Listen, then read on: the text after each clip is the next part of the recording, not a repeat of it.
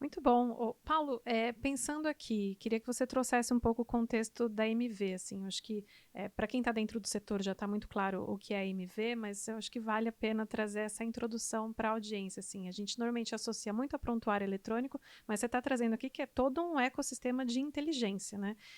Queria que você me trouxesse esse crescimento, a estratégia por trás, sei que vocês fizeram várias aquisições nos últimos anos, né, e quero entender um pouco desse norte estratégico. A MV é fundada por um doido que em algum momento da vida. Da onde veio esse vamos fundar a MV? Vamos dar um passinho para trás. Vamos lá, eu nasci numa colônia alemã muito pobre, muito humilde, vamos dizer assim. Nós éramos 5 irmãos, roça, leite e roça.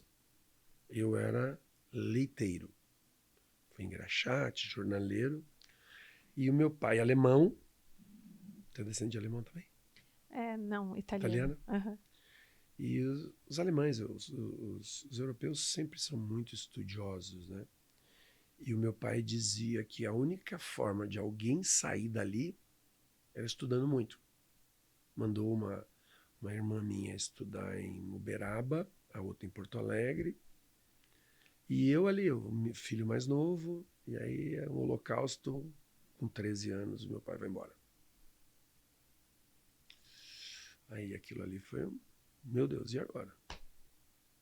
E eu guardei na mente aquele negócio de estudar, e eu peguei e disse assim, num momento assim, daquela trauma muito grande na cozinha da minha casa lá. Meu pai morreu em Porto Alegre, ficamos sabendo 2 dias depois. Ele foi com a minha irmã para fazer os exames e quando ela voltou, ele não voltou junto. Ah, muito terrível, muito difícil. E nesse momento eu decidi assim, eu disse para todo mundo, agora a minha vida é comigo, eu vou estudar. Aí eu fui estudar em Torres, fazer o 2º grau, ensino médio hoje. E aí também tem muitas coisas que eu diria que a vida se compõe de sonhos, de oportunidades, e algumas pessoas têm algumas luzes que talvez não estejam em todas as outras. Ou talvez o desejo de aparecer uma luz esteja em pessoas que outros não têm. Na minha cabeça, isso era muito claro. Meu planejamento estratégico por muito tempo na minha vida era não voltar para enxada. Porque eu sou magro, sou franzino, não gosto de frio. E olha, a roça no inverno no Rio Grande do Sul, eu diria que é só para aquele povo gaúcho mesmo, é incrível. Assim como toda a agricultura, o agro no Brasil foi desenvolvida por gaúcho, só eles fariam aquilo, porque tem que ter muita resiliência. E aí eu fui estudar e no meio do meu curso do 2º grau, eu fui para um professor de mecanografia, foi perguntar se tinha quem que gostaria de lidar com papel e fazer um teste. E eu fui fazer um teste no Hospital Nossa Senhora dos Navegantes em Torres, que eu tinha ido 2 vezes antes. Uma vez, meu pai foi conselheiro desse hospital, e na outra que eu caí de uma árvore e fiquei pendurado pela perna, e eu fui costurar uma perna lá no hospital. Foi as 2 vezes que eu tinha ido. Como meu pai andava lá, a irmã, que era a gestora lá, conectou, e eu diria assim, de algum momento talvez eu tenha tido ou uma escolha, ou fui escolhido mesmo, e eu comecei a trabalhar naquele hospital. Ali foi a primeira grande encruzilhada da minha vida. Eu, olhando no faturamento, eu comecei a andar nas enfermarias e conversando com os médicos e entendia que a gente podia fazer com que os médicos escrevessem melhor para facilitar o tempo de faturamento.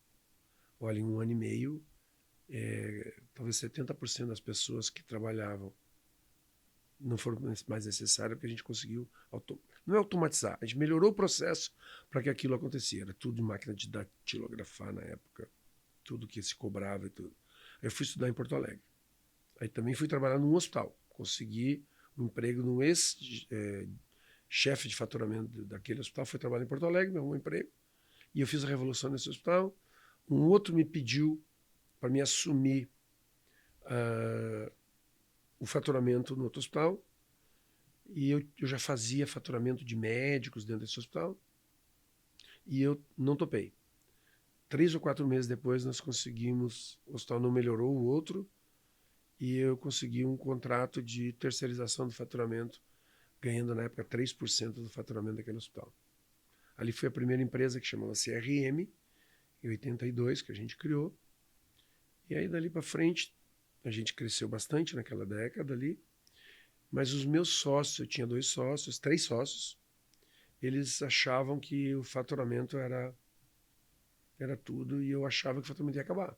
Que a tecnologia, eu não sei como, porque eu não tinha conhecimento suficiente para isso. Talvez a faculdade de engenharia, assim, gente, não é possível que isso vai continuar. Incrível, o faturamento continua. Hoje é mais complexo, e nós saímos dele lá atrás. Na minha cabeça, assim, ou a gente vai para fazer sistemas, ou a gente vai morrer. Então a transição, aí por causa disso nós nos separamos no final de 87, em 87, e aí surgiu a MV, e a MV surgiu terceirizando o faturamento, mas com uma vibe absoluta de desenvolver sistemas. E aí em 92, nós lançamos já o primeiro sistema de faturamento de gestão hospitalar integrado. Não tinha prontuário ainda, nada, claro. Era um arcabouço de juntar pedaços num sistema só. Aí eu comecei na década de 90, ali, disse, poxa, preciso entrar em São Paulo. E foi que a gente fez um plano, já tínhamos uma robustez, mas nós estávamos numa transição de terceirização de faturamento para desenvolver os sistemas. E a receita caiu muito nesse período. A gente estava desistindo de algo e investindo muito em outro.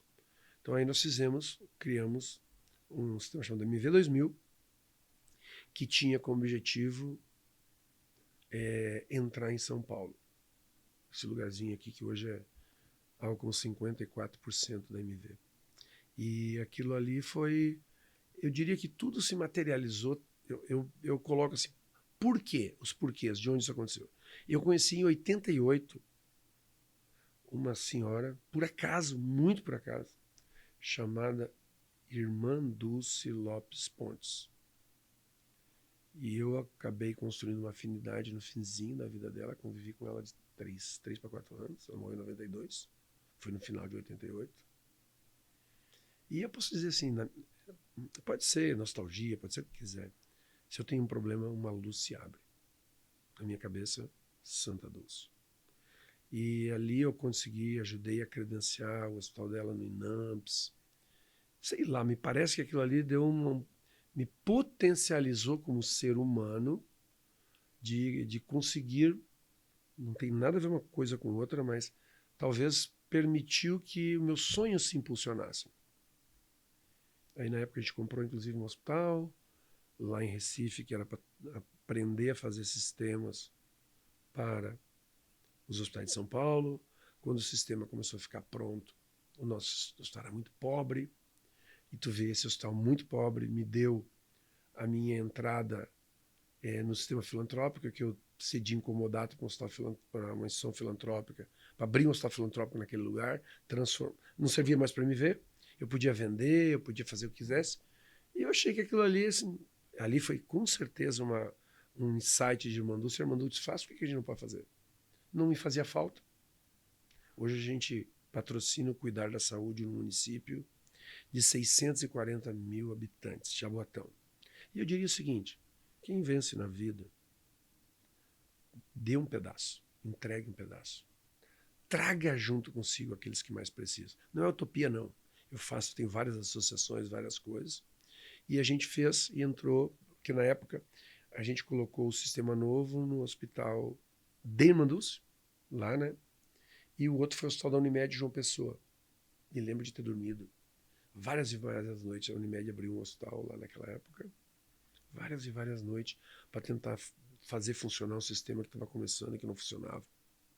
A Unimed é cliente nossa até hoje, Irmã Dulce também. E aí a gente entrou em São Paulo. Que aí foi a aceleração do negócio. Aí entrou em São Paulo. Se alguém no Brasil pensar em ter um negócio, ter uma empresa, pensa o seguinte, em 2 anos, você vem para São Paulo, em 2 anos, 50% da sua empresa vai estar aqui. 2 anos, não precisa mais que isso. Desde que tenha. Não é possível tu estar no mercado se não tiver bons produtos, Se você não tiver um serviço bom, um produto bom, gente, vai fazer outra coisa. Você vai perder dinheiro, não vai para lugar nenhum. E outra, tem que ter, para vencer, ou você é herdeiro de algo especial, ou de uma família, ou de uma empresa, seja lá o que for, ou então você tem que ralar. E ralar muito. Não, ninguém vence, a não ser que tire na loteria ou alguma coisa assim, ninguém vence se não trabalhar muito. E aí, de São Paulo para agora? São Paulo para o mundo. São Paulo para o mundo, exato. Em Já 2013 a gente estava em Angola. tá. Foi o primeiro insight nosso fora do Brasil. Vamos sair do Brasil e Por funcionou. acaso, por acaso. Muito por acaso. Aí depois isso... Hoje Falou a que gente está nos Estados Unidos também? entramos ano passado. Então todos os outros foram quase que ações assim, ó. Um leva... A gente sempre cresceu de um para o outro. Um case, o outro copia esse case, vai lá e tu implante, aprende muito. O mercado internacional, eu diria que é muito difícil. Com todo o cuidado, quem quiser se internacionalizar, aprenda o que tem do outro lado, talvez invista numa empresa naquele mercado, porque senão você vai gastar 4, 5, 10 vezes o valor que você vai faturar naquele local. Porque, por exemplo, a América Latina, fora os Estados Unidos, mas também um desafio, talvez o mais gigante de todos. Talvez a gente falhou muito em não ter ido para os Estados Unidos há muito mais tempo.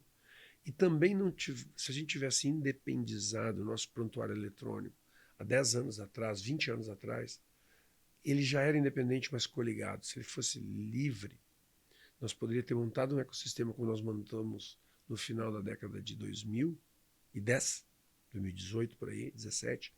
A gente criou um ecossistema com o objetivo de ter tudo que a saúde precisa de tecnologia. O sistema para operadora, sistema para hospital, sistema para consultório, sistema para regulação, especializações, sistema de faturamento especializado, compras. Então, hoje a gente tem um ecossistema que tem algo como quase 30 pedaços que podem ser vendidos separados e que dão, eu diria que assim, uma absoluta segurança. Poxa, um hospital nosso que tenha o ecossistema completo funcionando, um cliente, um plano operador de saúde, sei lá o quê, não tem como nos tirar, porque ele pode ter alguma coisa melhor que a gente, sempre vai ter, mas não vai ter tudo. Então, esse conjunto de coisas que nós fizemos nos permite dar muito mais resultado para os nossos clientes, porque não adianta fazer uma coisa que é um interesse meu. A integração de dados, a integração de todas as funções dentro de um estabelecimento, seja de saúde ou qualquer, ela tem um valor muito grande para o cliente. Ele lida com o fornecedor só, esse fornecedor entende na plenitude o que ele tem e pode ajudar muito. O grande desafio é as pessoas que decidem entenderem o que precisa ser feito e poder fazer isso para poder transformar aquela instituição.